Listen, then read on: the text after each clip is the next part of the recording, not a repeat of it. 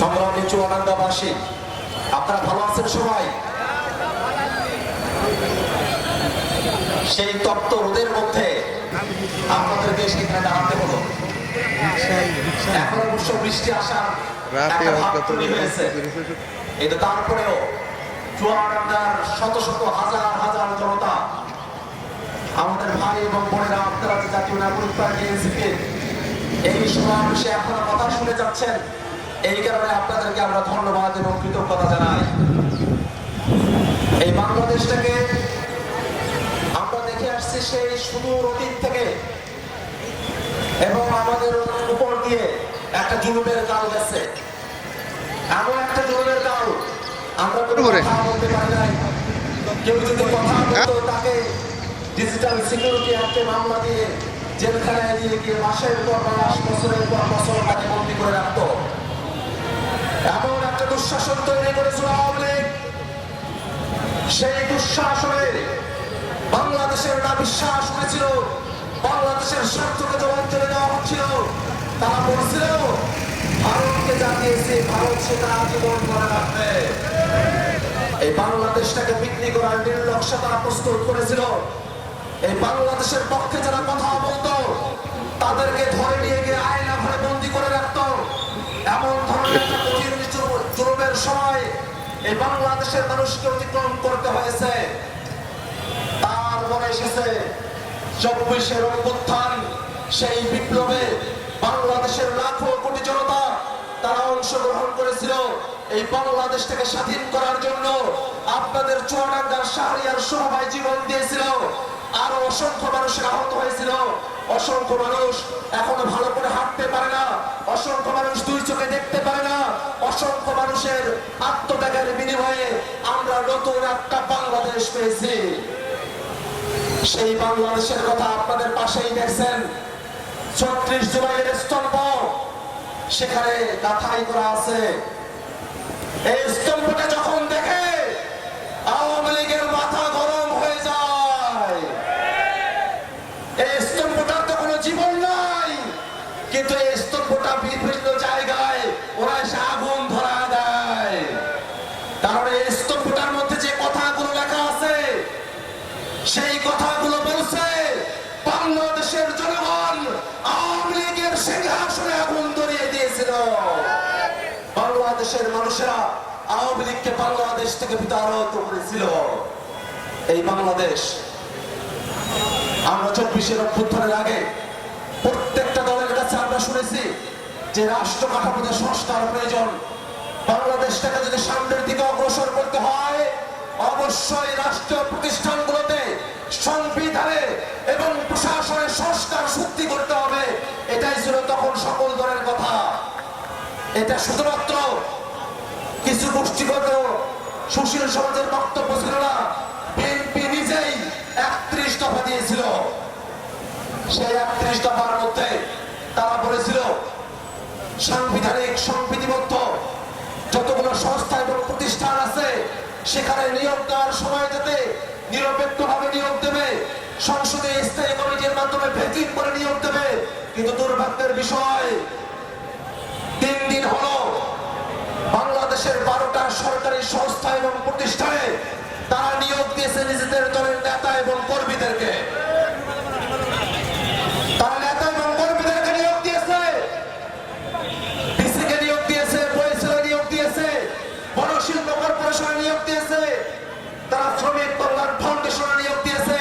যতগুলো প্রতিষ্ঠান আছে প্রত্যেকটা প্রতিষ্ঠানকে দলীয়ভাবে দখল করার ফোন দিয়েছে বিএনপি সরকার।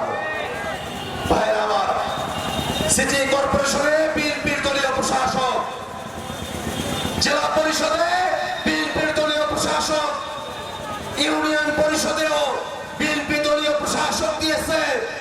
সাংবিধানিক প্রতিষ্ঠানে বিএনপির লোক, সংবিধিবদ্ধ প্রতিষ্ঠানে বিএনপির লোক। এইভাবে যদি বাংলাদেশের প্রত্যেকটা প্রতিষ্ঠানকে দখল করা হয়, তাহলে এটার সবার আগে বাংলাদেশ থাকে না, এটা হয়ে যায় সবার আগে বিএনপি। ভাইরা আমার, আমরা এখান থেকে মুক্তি চেয়েছিলাম।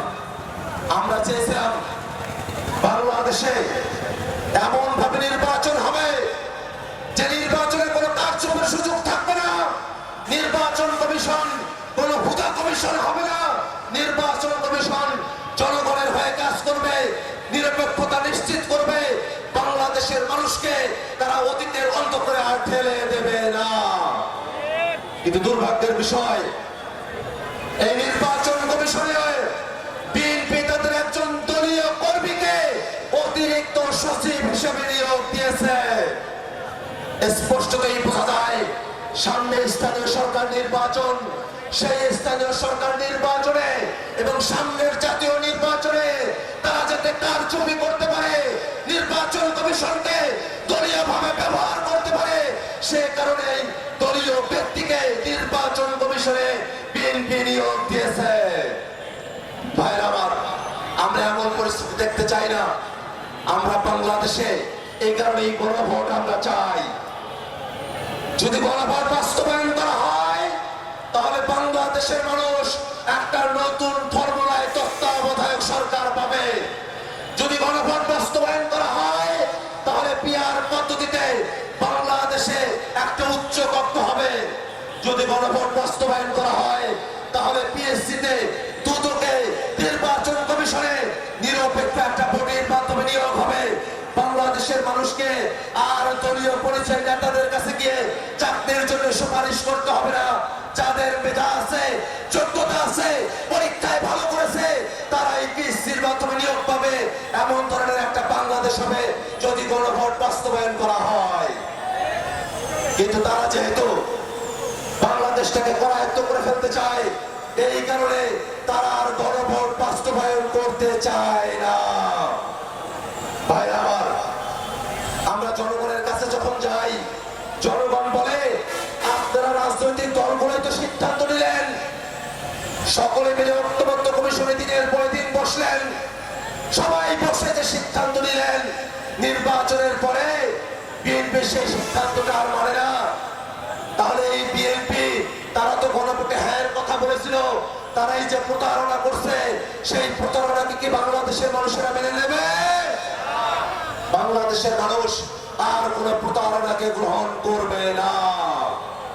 অতএব যদি সত্যিকার অর্থে জনগণের সরকার প্রতিষ্ঠা করতে হয় তাহলে সবার প্রথম গণভোটের রায়কে বাস্তবায়ন করতে হবে। ভাইরা আমার, বর্তমানে বাংলাদেশে যুব সমাজের মধ্যে একটা হতাশা তৈরি হয়েছে। আমাদের যুব সমাজ তারা পড়ালেখা করছে, পড়ালেখা শেষ করার পর চাকরির পরীক্ষায় বসছে, কিন্তু তাদের কর্মসংস্থান নাই। এই তো সেদিন এই যে ফ্যামিলি কার্ডটা কত কিছু দেবে তারা বলছে, সেগুলোর জন্য উপজেলায় পরীক্ষা হলো। এক একটা করে পদ মাত্র 40-45 দিনের জন্য কাজের সুযোগ। সেখানে একটা করে পদের বিপরীতে 14-15-20 জন পর্যন্ত ইয়াং শিক্ষিত ছেলেমেয়েরা তারা চাকরির জন্য লাইন ধরেছে। বাংলাদেশের জন্য এটা একটা অশনি সংকেত। আমরা সরকারকে বলবো,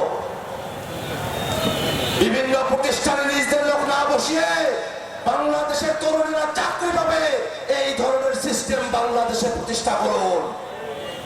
আমরা আর তরুণদের মধ্যে হতাশাটা দেখতে চাই না। আমরা বাংলাদেশটাকে সামনের দিকে এগিয়ে নিয়ে যেতে চাই এবং সামনের দিনে এই বাংলাদেশটাতে যাতে জনগণের অধিকার, মৌলিক মানবাধিকার এবং নাগরিক সেবাগুলো সঠিকভাবে জনগণের কাছে আমরা পৌঁছে দিতে পারি, সে কারণে জাতীয় নাগরিক পার্টি এনসিপি সারা দেশে স্থানীয় সরকার নির্বাচনে প্রতিদ্বন্দ্বিতা করার আমরা শপথ নিয়েছি, আমরা প্রস্তুতি গ্রহণ করছি। সেই প্রস্তুতির অংশ হিসাবে এই চুয়াডাঙ্গা সদর উপজেলাতে আমাদের বিপ্লব ভাই আপনাদের ভাই নির্বাচনে অংশগ্রহণ করবেন।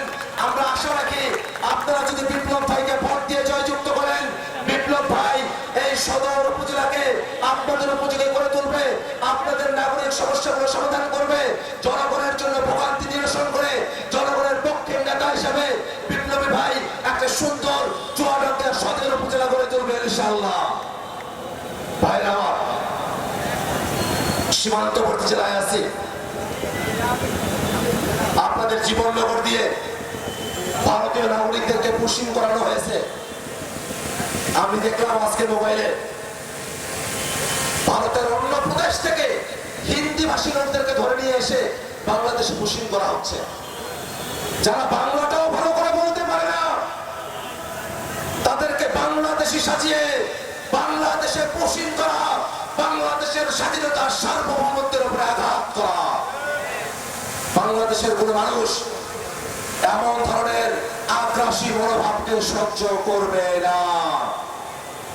যদি প্রয়োজন হয় বাংলাদেশের সীমান্ত বাহিনীর সাথে বাংলাদেশের মানুষেরা কাঁধে কাঁধ মিলিয়ে সীমান্ত পাহারায় যাবে।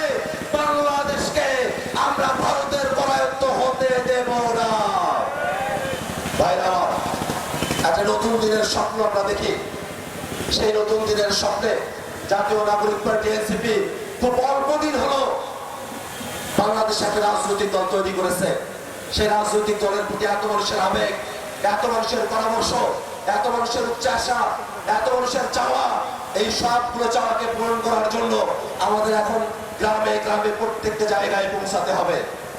আমরা আশা রাখতে চাই আপনাদের কাছে, আপনারা যারা এখানে উপস্থিত আছেন, চুয়াডাঙ্গার প্রত্যেকটা ঘরে ঘরে আপনারা জাতীয় নাগরিক পার্টি এনসিপির বার্তা পৌঁছে দেবেন। আমরা আশা রাখতে চাই এই বাংলাদেশের হিন্দু, মুসলমান, বৌদ্ধ, খ্রিস্টান, এই বাংলাদেশের নারী, পুরুষ, আলেম, ওলামা, তাদের সকলকে সাথে নিয়ে সকলের অধিকারকে রক্ষা করে একটা মানবিক মর্যাদা সম্পন্ন একটা বাংলাদেশ প্রতিষ্ঠার জন্য জাতীয় নাগরিক পার্টি এনসিপির এই অগ্রযাত্রায় আপনারা নিজেদেরকে সামিল করবেন, সে আশাবাদ ব্যক্ত করে আমি আমার বক্তব্য এখানে শেষ করছি। ইনকিলাব জিন্দাবাদ।